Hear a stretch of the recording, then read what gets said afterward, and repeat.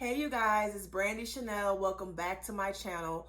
Welcome to your Love and Marriage Huntsville Season 3 Episode 13 or Season 2 Episode 34, 32 review. Without further ado, let's get into it.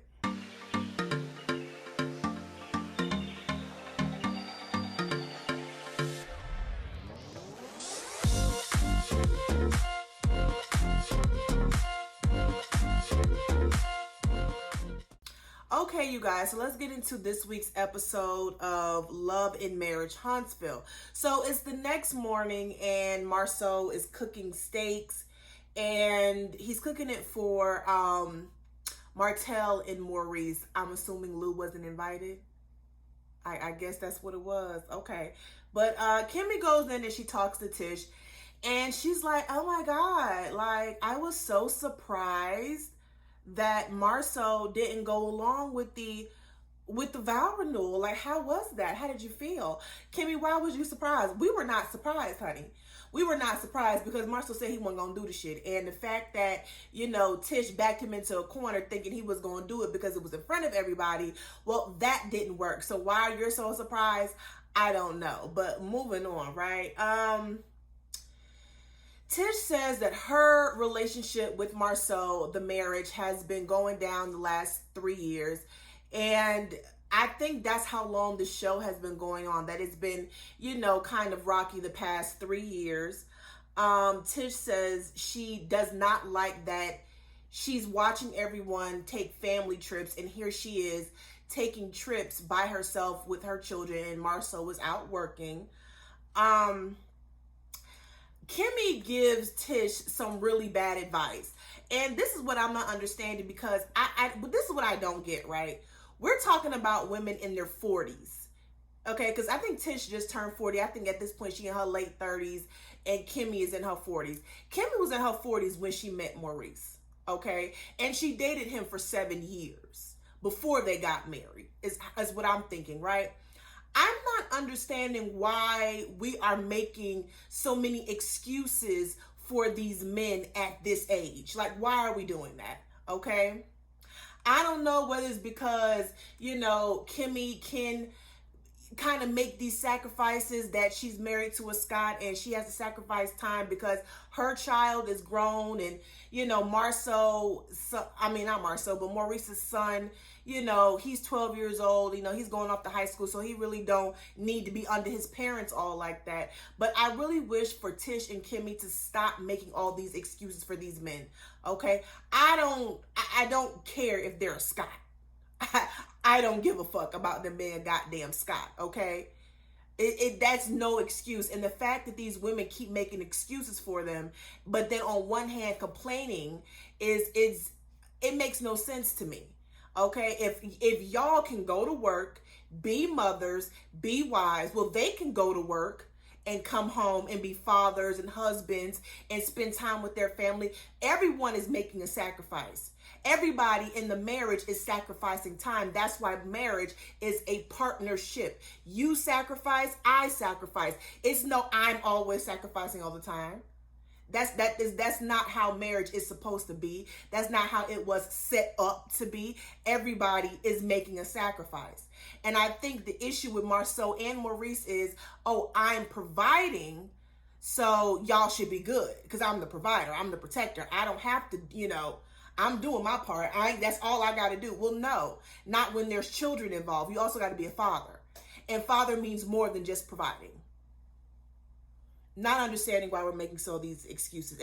And I'm really kind of surprised with Kimmy because I view Kimmy as a rational person, as a person who is able to set clear boundaries. And the fact that she's making these excuses for her husband lets me know that when her intent to marry Maurice was she wanted to get married because she was approaching an age and she probably didn't want to go the rest of her life with being alone. So she settled for Maurice. I'm just saying. That's just what I say. We found out, so Tiffany and Lou are packing, they're talking, and we find out that, damn, why are my damn glasses? Oh my God, y'all need some more glasses. We found out that Maurice and, no, I'm sorry. We found out that Destiny pulled Tiffany aside and to speak on their issues. It was at the chapel. They spoke on their issue. Let me pick this up right. Yeah, they spoke on their issues and they came up with a spa day or whatever the case may be. I thought that was really nice. I'm glad that Destiny pulled Tiffany aside and they were able to come up with a resolution or a time when they can resolve their issues without Melody being involved. I appreciated that. So we have Marcel Maurice and they're talking about depression.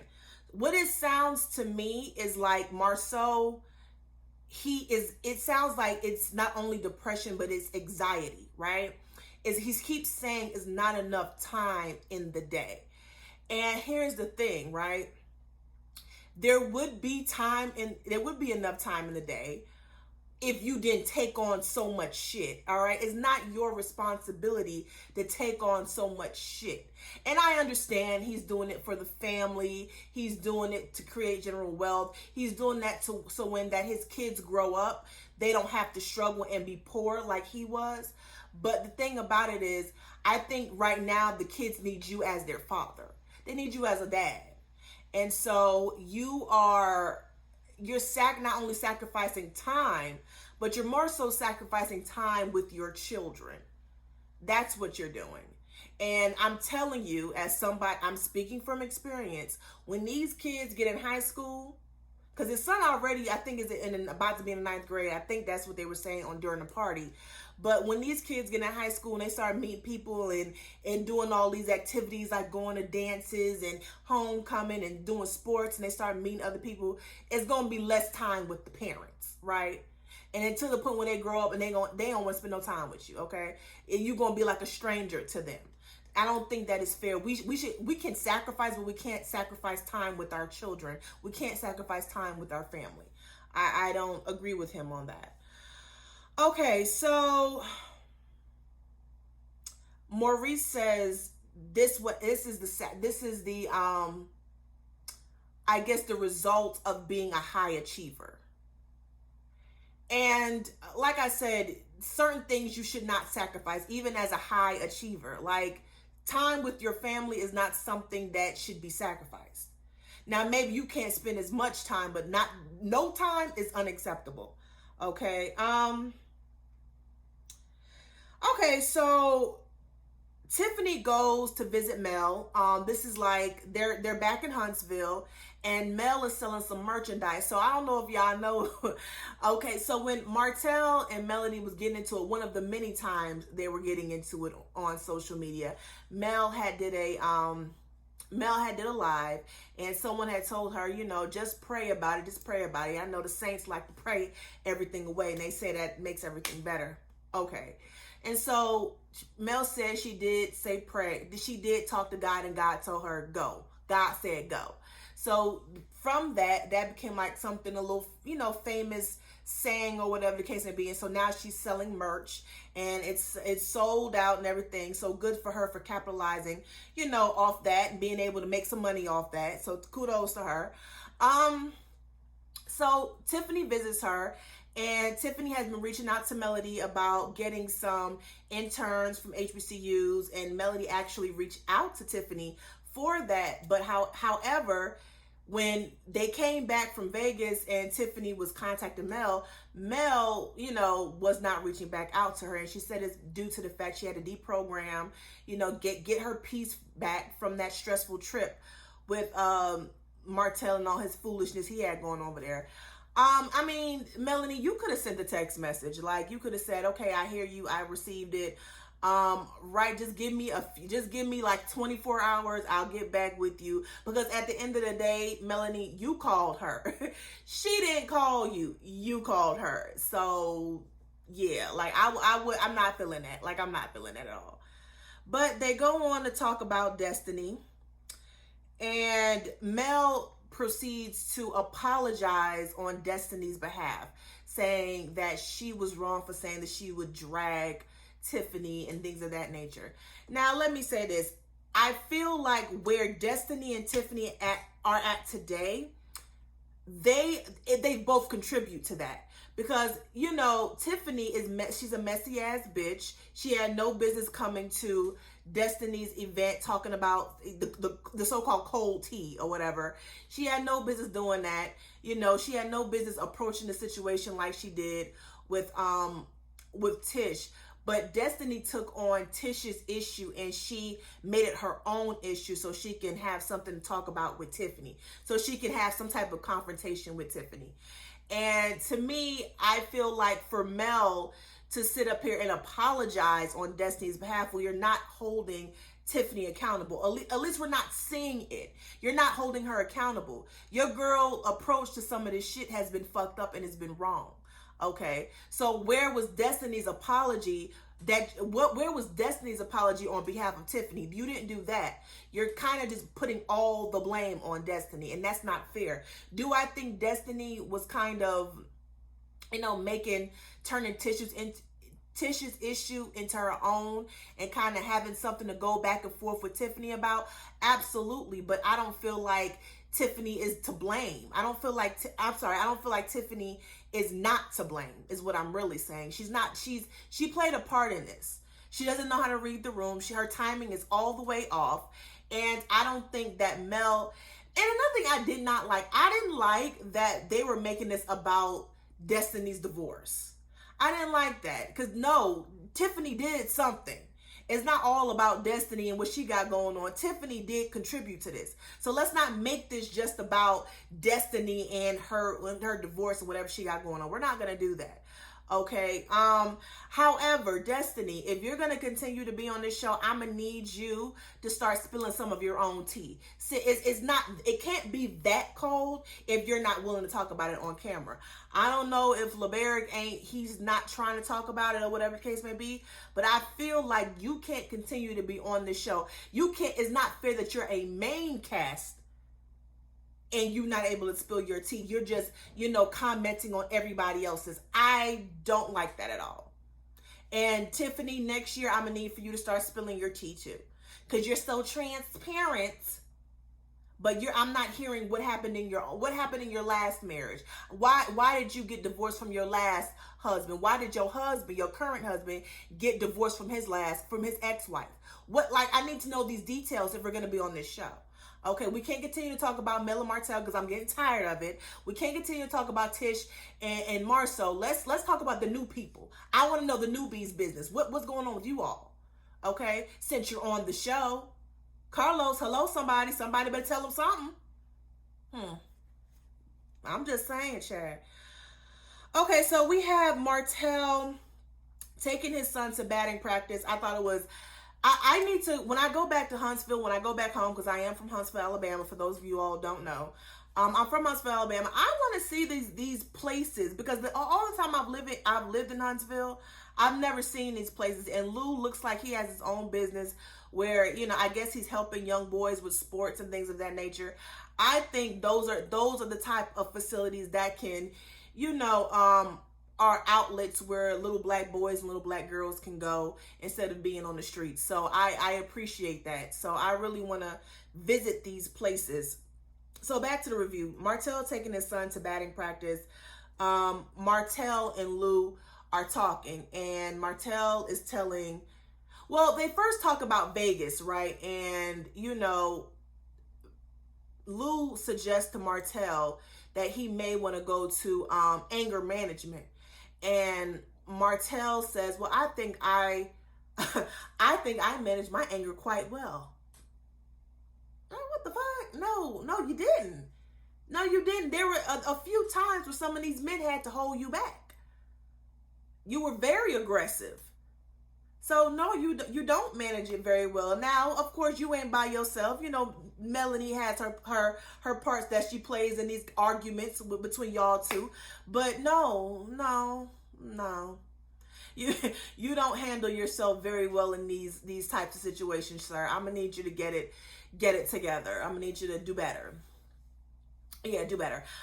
So then they begin to talk some more. And Martell is basically saying that, Melanie is having a whole bunch of babysitters watch the children because she's too busy. We're going to get into this more as the episode, towards the end. So let me tell y'all something, okay? A man being having a family is a good look for him as far as career. That's a good look, because if you can be committed to wife and a family and children, all the other stuff, you can be committed to an organization. You can be committed to a company. You're showing that you are not that you're not afraid of longevity, if that makes any sense. Like, you can, if you can be committed to a family for as long as you have, then commitment is important to you. You're showing that you're willing to be committed to a project, or committed to an organization, or committed to a company, right? When Martell did what he did, he showed that not only that he can't be committed, that he has a lack of awareness, that he has a lack of self-control, and that he's not reliable, right? And so that looks bad as far as his work is concerned, right? So therefore, the money is drying up, okay? The money is drying up. He's not making the same amount of money he was when he was with Melody, right? Because no one wants to work with him. It doesn't help that all your business is out here in public, right? So what does Melody have to do? Melody has to hustle. She has to grind. Not that she wasn't already, because Melody already had work, but she's having to pick up the slack where Martell left off. So if she didn't have to do all of that, she wouldn't be that busy. She wouldn't have to take her kids to Atlanta and this and all this, that, and the third, where so her brother can watch the kids while she go into speaking engagements where she's getting paid. If you was holding up your end of the bargain, Martell, we wouldn't be in this situation right now. But we're gonna get into it more as towards the end of the review. Okay, so Kimmy and Tish go on a double date with Marceau and Maurice. I put in my notes, Tish looks good, bitch. Tish, I don't know who is your stylist, who is your glam squad this season, but keep them for the rest of the time you was on this show, honey, because you are looking good, bitch.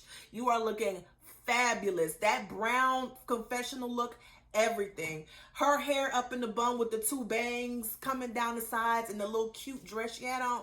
Baby, you looking good, bitch. And you look good. Okay, I'm sorry. You looking good. They start talking about Marceau's depression. They bring it up, and Kimmy's basically saying, I was surprised that you were depressed. And Tish was like, well, I was surprised too, because he ain't talking about this with me.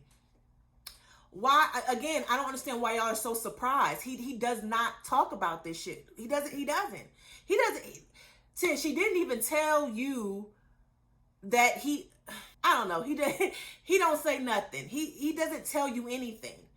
There's a lot of stuff he keeps you in the dark about. So the fact that he didn't tell you that he was depressed, I mean, it's not a shock. It's not surprising to me. He doesn't let me tell y'all something. Maurice and Marceau does not see their wives as equal. They do not see their wives as equal. And as long as they are working, as long as they're bringing home majority of the money and the majority of the income, they will never see their wives as equal. Because to most men, money, income equals power. And these men's ego is so fragile, they would never want their woman making any type of income so that they can hold some type of power over them. And that is why Marceau was trying to keep Tish in the house. That's why.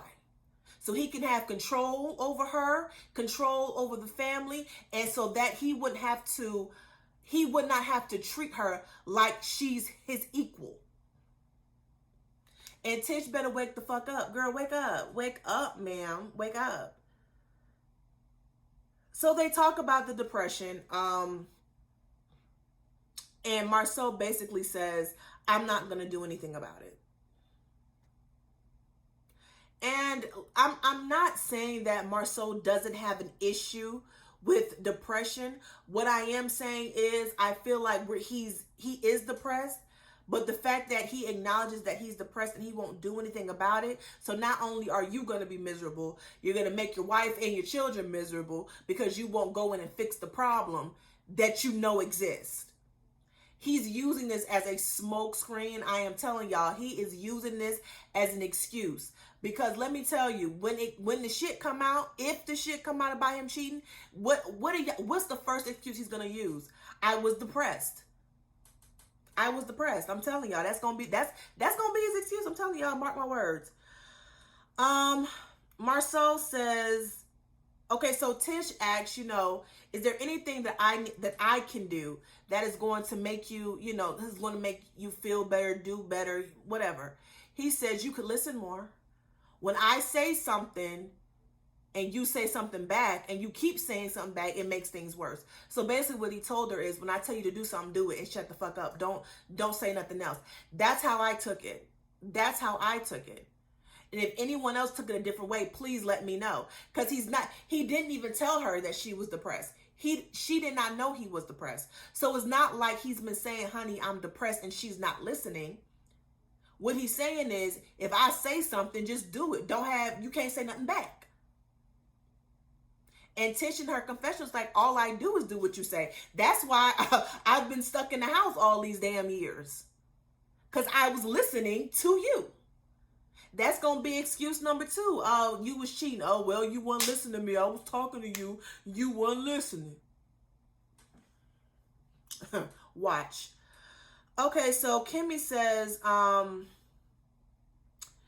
it could be your spouse. So Kimmy is trying to emphasize that it is important for Marceau to go and see someone about his depression.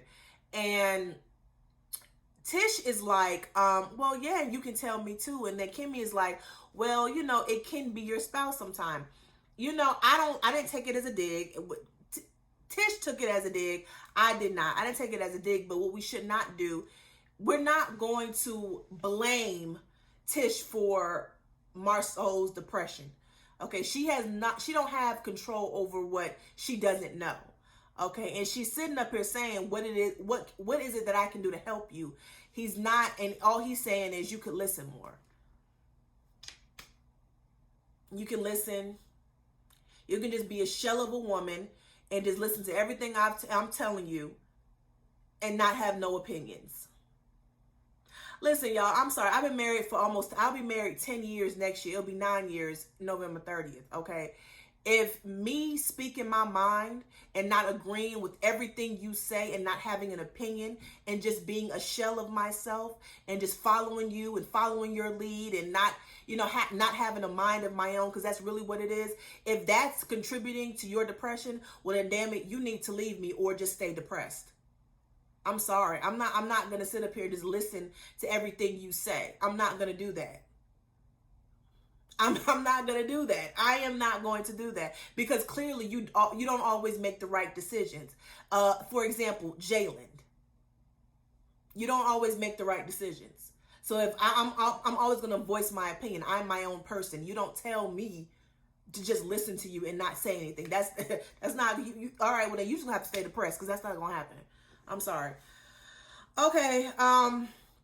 Tish starts telling the story about how one of her aunts, found a knot in her chest. She knew it was a knot. She was too busy to go get it checked out. And when she finally did get it checked out, it was too late. It was cancer. And she starts crying. I really felt bad because that's truly some real shit. Like a lot of Black people, we work so hard and we just don't want to end up where our parents was or where we once was. So we'll work ourselves to the bone, to the point where we acknowledge that something is wrong with us, whether it's mentally or medically, something physically is going wrong with us, and we won't go see the doctor.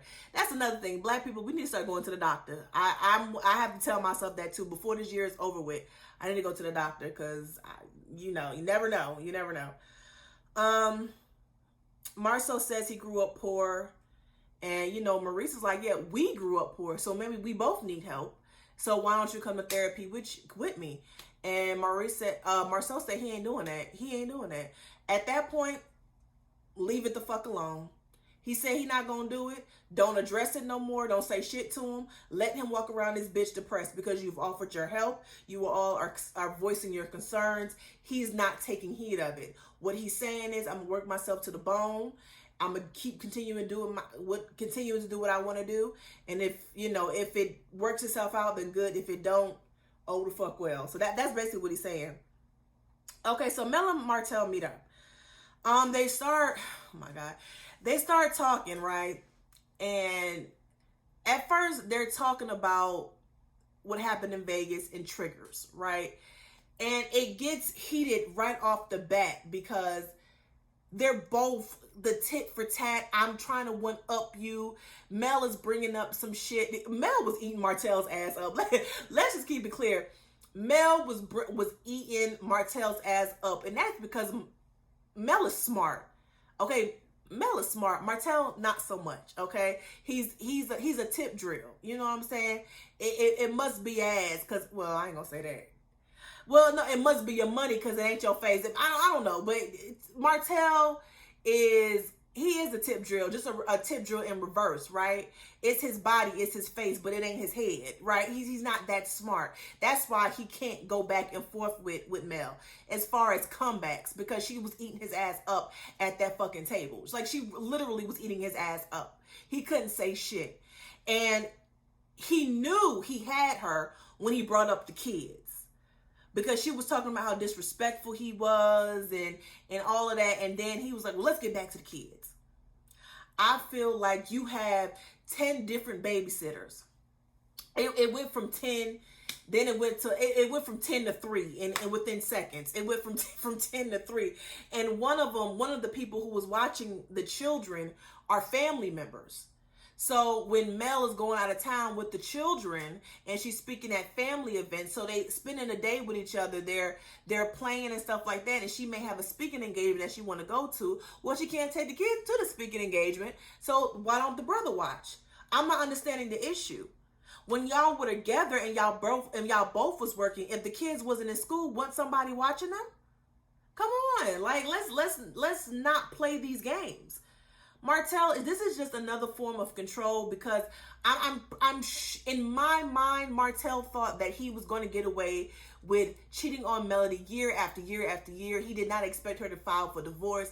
Now that she has, he is trying to control her with them damn children. And I feel like, yes, Mel plays her part in it. They both are like putting the kids in between they bullshit.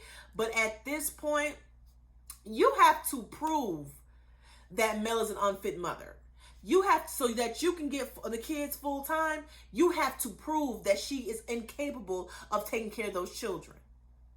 Yeah, you can work around your schedule because you ain't got shit going on right now. Okay, you may be getting a little check from this show, but you ain't got a whole lot of shit going on right now, whereas Melanie does. You, of course, your schedule is open. Okay, your schedule is, you're free all the time. You're free 24/7 because you fucked up your opportunities when you did this bullshit. So of course your schedule is open for rearranging so that you can take care of the kids. And then when Melanie is talking, a lot of the times when there's family members who have to come get the kids and watch the kids, is because Martell couldn't pick them up. So you're contributing to this. And for me, it's like, I was with Melanie at the end when she said, go to handle this with a lawyer. Go handle this with a lawyer.